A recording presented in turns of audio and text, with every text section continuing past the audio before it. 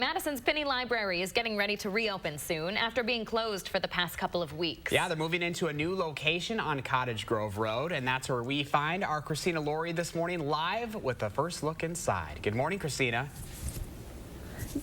Good morning, Josh and Leah. It's been a long time in the works. The Pinney Library about to reopen in a little more than a week now, and a lot of work has gone into making this a really special place for families here on Madison's East Side. Hannah Molinitsky is with us this morning from the city's engineering division. Thank you so much for talking to us. Yes, what a great morning in the library. So this project has been in the works for almost 7 years now, actually, from planning to opening. What has that been like? Oh, we've been collaborating. It takes a lot of people to make this happen.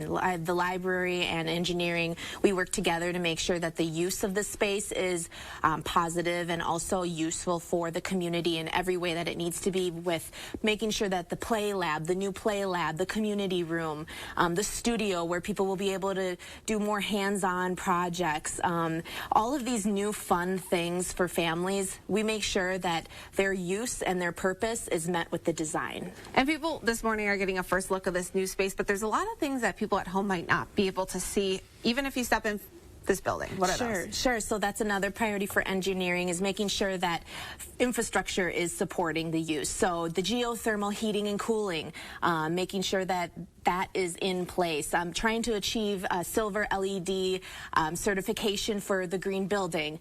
Also, you know, the LED lighting, you know, things that you don't really notice but really do make a major impact. Then also on the roof, or the roof, I should say, ceiling, you may be able to notice some of the pretty wood, you know, the ash on the ceiling and the panels.